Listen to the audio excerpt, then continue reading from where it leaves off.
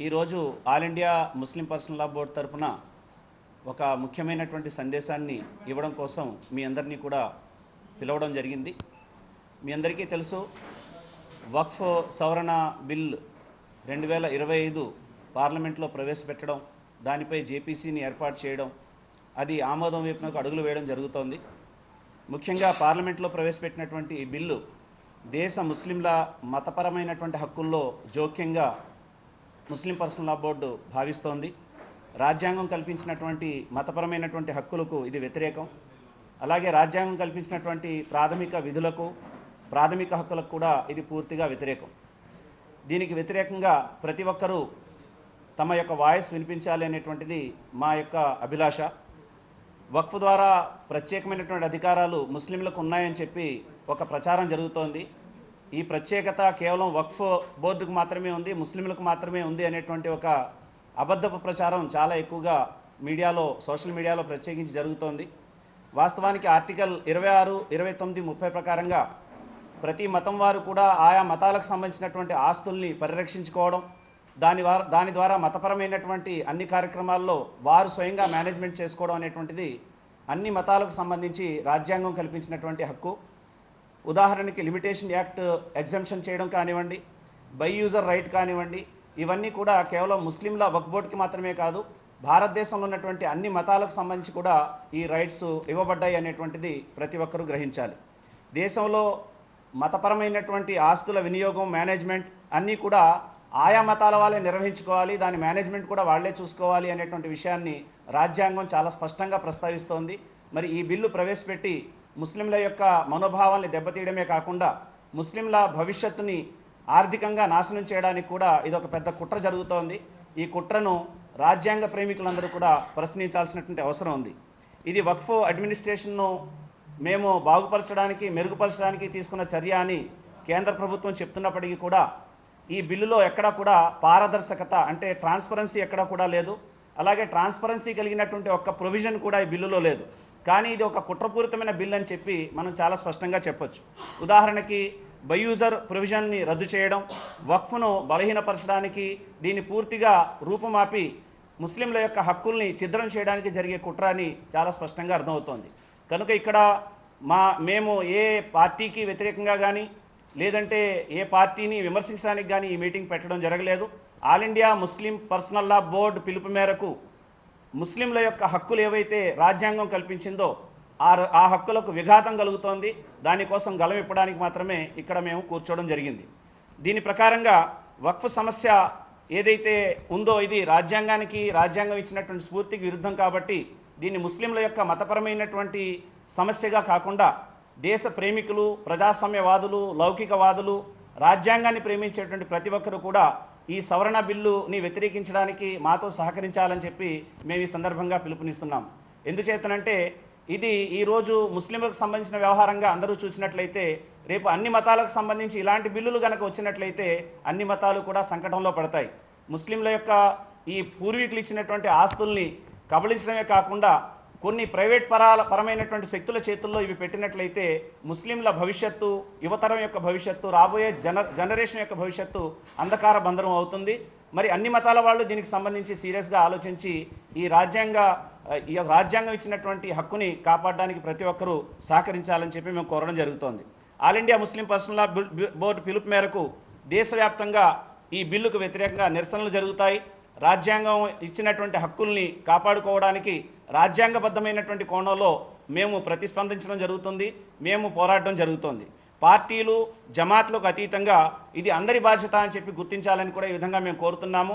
ఏ పార్టీలో ఉన్నా సరే ఎవరైతే ముస్లింలు ఉన్నారో వాళ్ళు ఈ వక్ఫ్ అమెండ్మెంట్ బిల్ని వ్యతిరేకించడానికి తమ పార్టీ పెద్దలతో, తమ పార్టీ నాయకులతో మాట్లాడి వారు కూడా ఈ నిరసనలో పాల్గొనడం వారి యొక్క ఆధ్యాత్మిక విధి. దీన్ని పార్టీల పరంగా కానీ రాజకీయ పరంగా చూడకుండా రాజ్యాంగం కల్పించినటువంటి హక్కుగా దీన్ని అందరూ భావిస్తారని చెప్పి మేము ఆశిస్తున్నాం. ఇంకా అదేవిధంగా చివరిగా ఒక మాట మా పెద్దలు మౌలానా గారు కూడా ఉర్దూలో చెప్తారు, యూసుఫ్ మౌలానా గారు. అయితే ఇప్పుడు ఇఫ్తార్ పార్టీలు మన యొక్క రాష్ట్ర ప్రభుత్వం చేయాలని నిర్ణయించింది. అయితే మేము రాష్ట్రంలో ఉన్నటువంటి అందరు ముస్లింలని కూడా జమాత్, ఆ జమాత్, ఈ జమాత్ కాకుండా అన్ని పార్టీల్లో ఉన్నటువంటి ముస్లింలు కూడా ఈ ఇఫ్తార్ విందును బాయ్కాట్ చేయవలసిందిగా కూడా ఈ సందర్భంగా మేము పిలుపునిస్తున్నాం.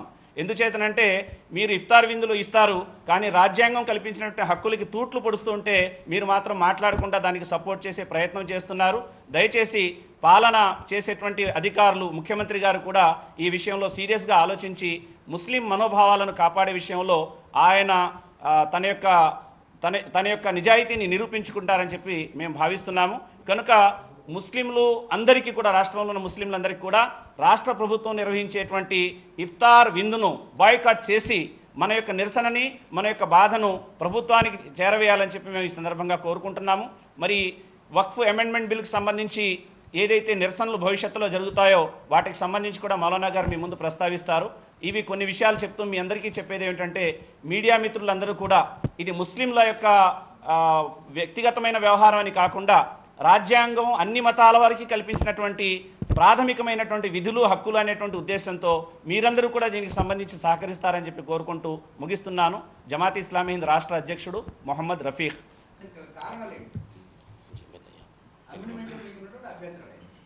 ముఖ్యంగా రాజ్యాంగం యొక్క ఆర్టికల్స్ నేను 26, 29, 30 ఆర్టికల్స్ ప్రస్తావించడానికి గల కారణం ఏంటంటే, దేశంలో ఉన్నటువంటి మతపరమైనటువంటి ఆస్తులు ఏవైతే ఉన్నాయో వాటి పరిరక్షణ, వాటిని మేనేజ్మెంట్ చేయడం, అది ఆ మతాల వారే నిర్ణయించుకుని ట్రస్టులుగా, సొసైటీలుగా ఏర్పడి నిర్వహించుకోవడానికి రాజ్యాంగం కల్పించినటువంటి హక్కు అది.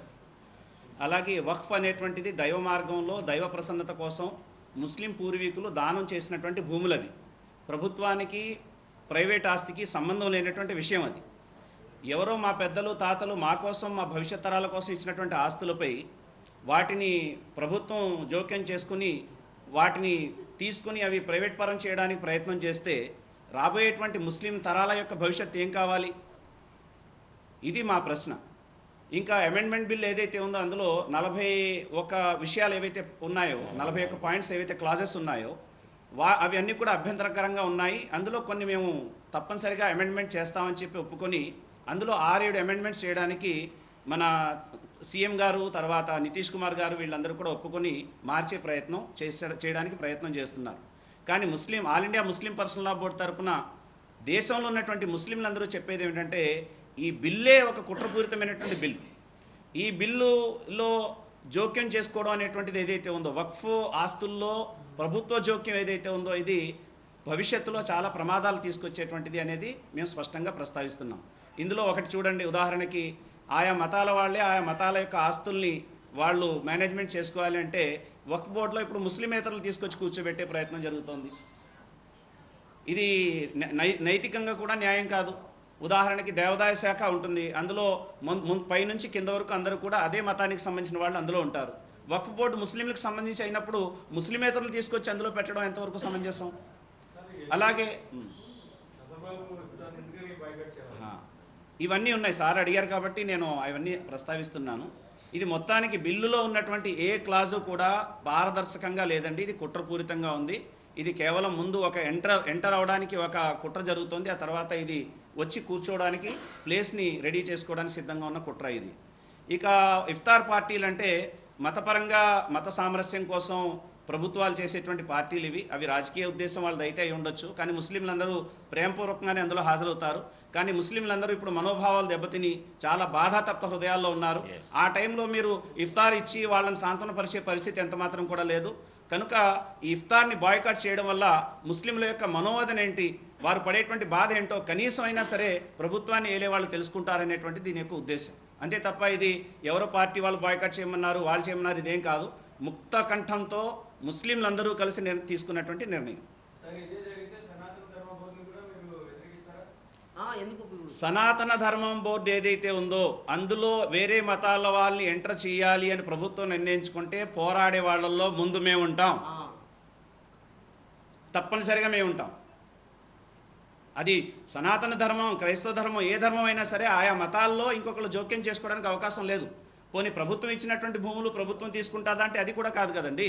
పూర్వీకులు ఇచ్చారు, ముస్లిం పూర్వీకులు పెద్దలు ఇచ్చారు ఆ భూములు, ఆ ఆస్తులు వాళ్ళు ఇచ్చారు. వాటిని కాపాడుకోవడం లేదు ముస్లింలు, అది వాళ్ళ యొక్క బలహీనత. కానీ వాటిని కాపాడే ఉద్దేశంతో కబళించడానికి చూస్తే ఇది కరెక్ట్ కాదు కదా, ఇది నైతికంగా కరెక్ట్. जी सर,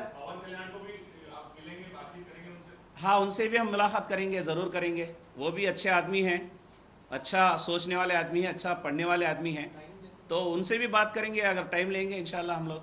పవన్ కళ్యాణ్ గారితో కూడా మేము మాట్లాడతాం ఈ సందర్భంగా. ఆయన అందరి మేలు అందరి మంచి కోరుకునేవాడు. ఆయన సనాతన ధర్మం అంటే సర్వే జన సుఖినోభవంతు అంటుంది తప్ప సర్వ హిందూ సుఖినోభవంతు అనేటువంటి ధర్మం అయితే కాదు. కాబట్టి సనాతన ధర్మాన్ని ఫాలో చేయడానికి మాట్లాడే పవన్ కళ్యాణ్ గారు కూడా తప్పనిసరిగా ఒప్పుకుంటారని చెప్పి మేము ఆశిస్తున్నాం.